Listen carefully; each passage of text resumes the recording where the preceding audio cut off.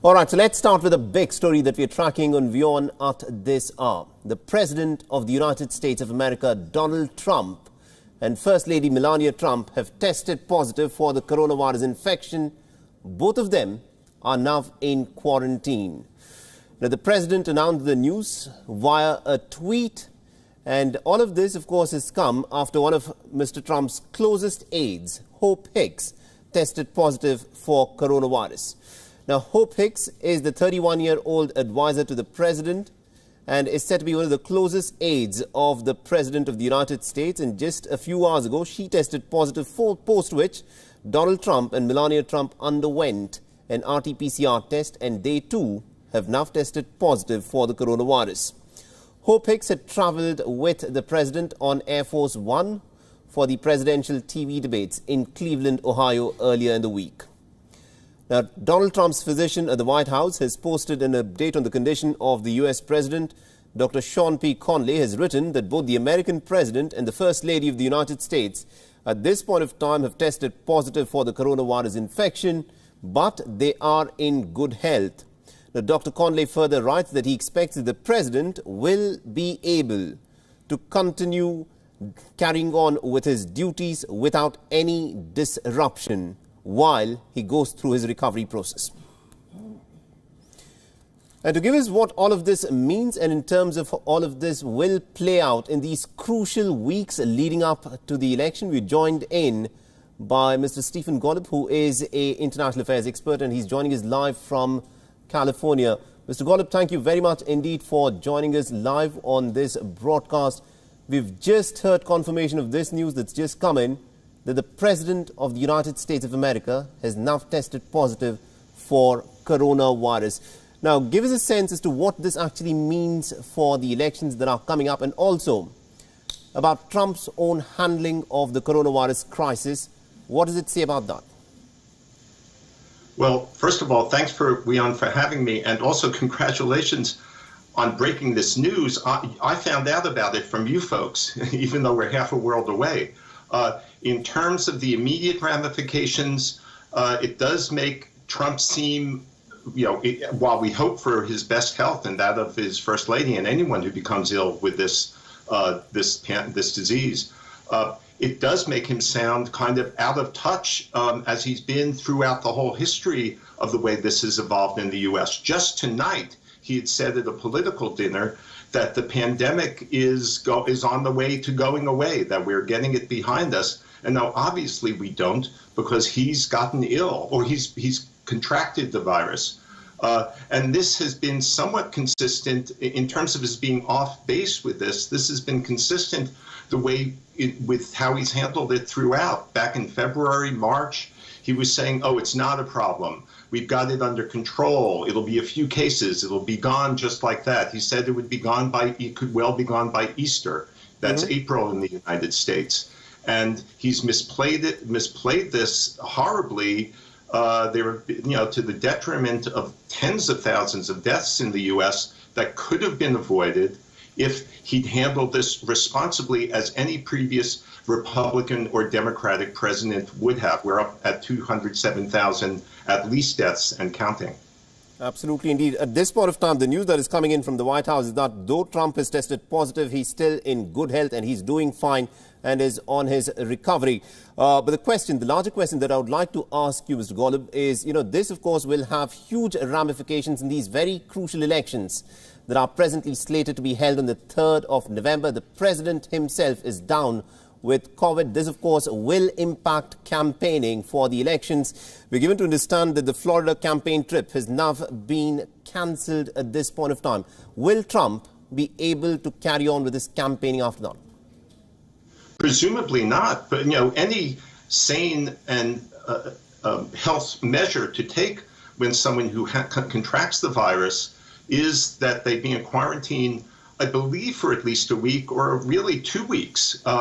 And if Trump follows that public health advice, then he should not be out campaigning. He should be remaining in his quarters in the White House, not getting in touch, not being in touch with other people, not running any risk of other people catching the disease from him. So it presumably will knock him very much off stride at a point when he's significantly behind in the polls. And really the latest polls, even before the results from his rather poor debate performance come in, the latest polls have Joe Biden increasing his lead both nationally and in the key states that are up for grabs and that will decide the election. Now, having said that, the one caveat is it's conceivable with how much Trump has ignored sound public health advice from within even his own administration, not to mention other experts, that he conceivably could do things that no president should be doing, no regular person should be doing in terms of getting out and campaigning and making himself a presence on the American scene. That's conceivable, but the news that he's canceled his Florida trip is an indication that perhaps even Donald Trump is at this point, when it comes to his own situation, following sound medical advice.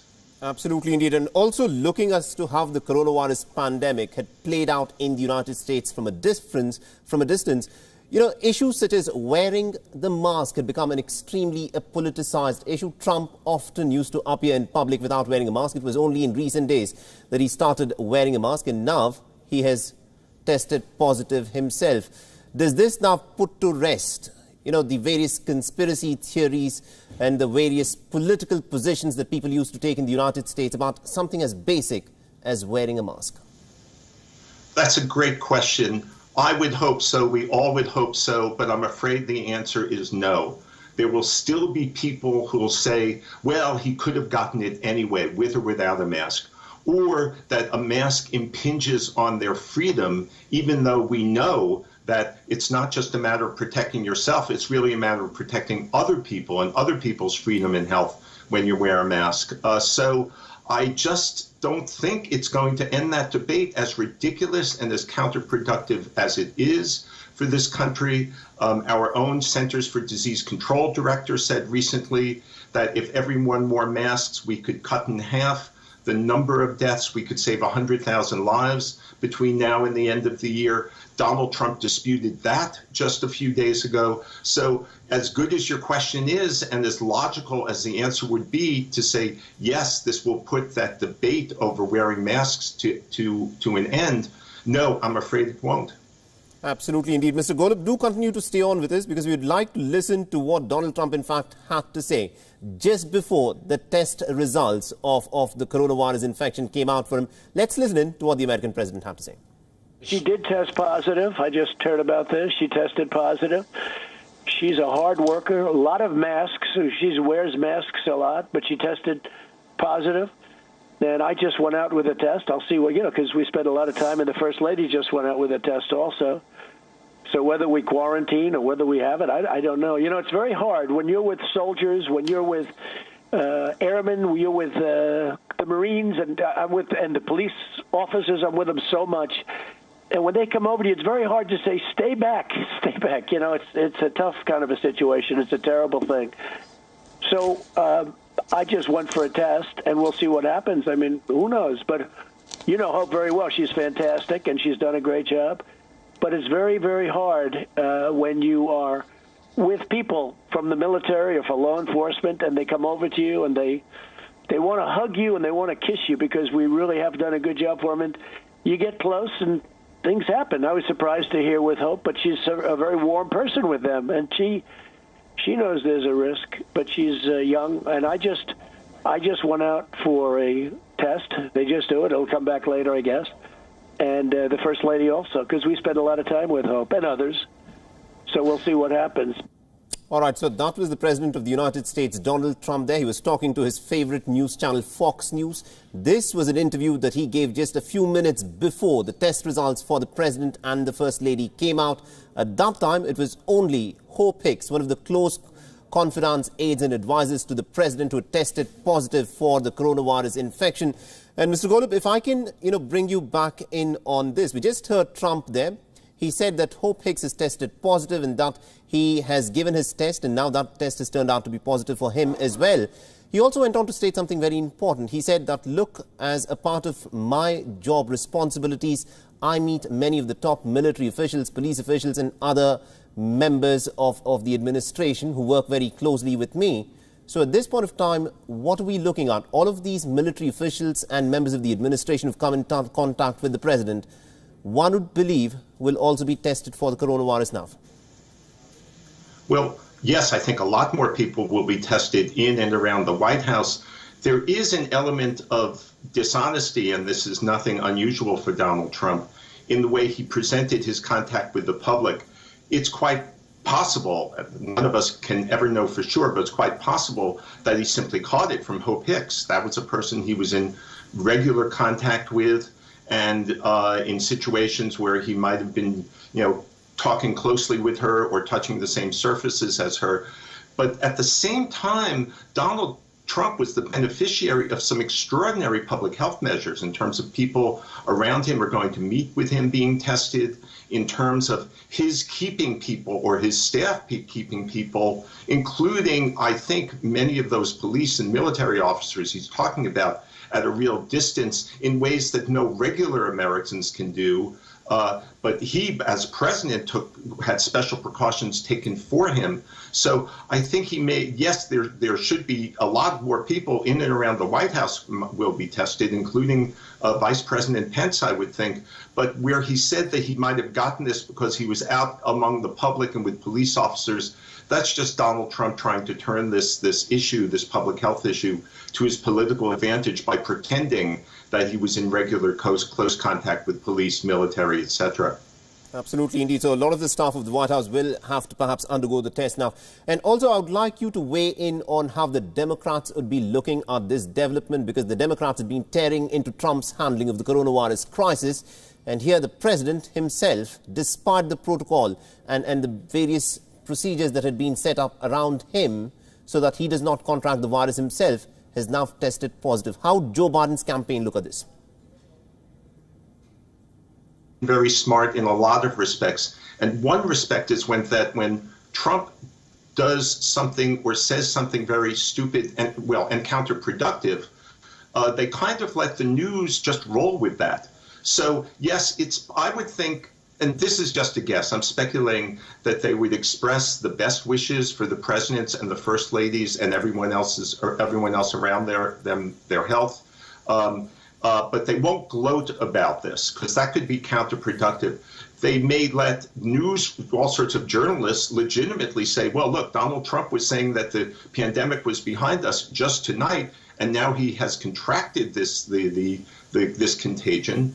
And they may let some political action committees that are kind of loosely aligned with them make hay over this. But I think the Democrats themselves will be, including Biden, will be sympathetic and will let the negative reverberations of this echo without their playing it up very heavily themselves. I think that would be consistent with they've let Donald Trump kind of step on his own message and hurt himself.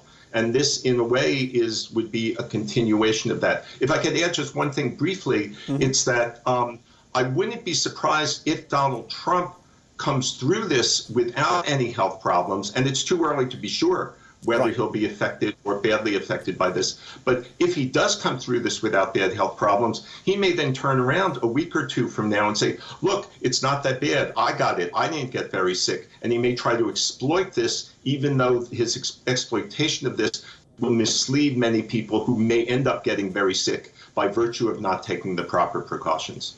I think you've made a very important and an interesting point there. Do continue to stay on with this, Mr. Gola, because I would just like to share a bit of what the Cornell University has had to say, where one of the studies that was conducted by the Cornell University says that Donald Trump is perhaps the root of a lot of COVID-19 related misinformation. The study has concluded that the American president has been the single largest driver of misinformation during the COVID-19 pandemic. This is by an American university and a very established one. Now, the findings of the study were published on Thursday, which identified 11 widespread misinformations or conspiracy theories and subtopics. The media mentions of the president made up by far the largest share of what the World Health Organization has termed as infodemic. Now, in the month of March, Donald Trump had declared anti-malarial drug hydroxychloroquine as a game changer. In the month of April, he suggested at a White House briefing that perhaps an injection inside the human body of a disinfectant, such as a bleach, perhaps could combat the virus. He said that he was just thinking aloud, but this was something that was very widely reported, and quite a few people actually went on to try this out. On the 23rd of April, Donald Trump floated the idea of using ultraviolet light to kill COVID-19. On the 24th of April, there were more than 30,000 articles about miracle cures categories, which was a spike of almost about 300% in terms of these miracle cures. None of them worked, but these were published. The study has determined that Donald Trump, in many ways, because of his statements, drove a lot of these conspiracy theories. According to the Cornell study, the most prevalent topic of misinformation was the miracle cure one, which accounted for more misinformation than the other 10 topics combined. Mr. Golub, if I can get you back in on this, the president, in the way that he's spoken about the coronavirus, he initially had said that this may perhaps be nothing more than a little flu, and also the kind of stuff that he perhaps tried to state, not wearing a mask in public, and also speaking of, there's a way if we could get some disinfectant into our bodies, that would clean up the virus completely. For the kind of bizarre statements that he has made, did he make things more difficult for the health authorities in combating the spread of the coronavirus? Oh, certainly, and extremely so. I don't know of any world leader, except for perhaps for the president of Brazil, who's been spouting disinformation the way Donald Trump has. And even though that was quite a good list you just provided of disinformation he's provided, misinformation he's provided, in some ways you only scratch the surface. There, you could easily, if we had more time, go through 30, 40, 50 more things he's done and said to convey exactly the wrong information to the American public. Just in the last debate, in one of his 70-odd interruptions of his opponent, Joe Biden, he mocked Joe Biden because he said that Biden was wearing the biggest mask Trump had ever seen, as though Biden had been wearing such a big mask, but the real point being as though wearing a mask is something ridiculous, or wearing a big mask is something ridiculous. He's been saying that a vaccine will be available before Election Day, which is barely a month from now.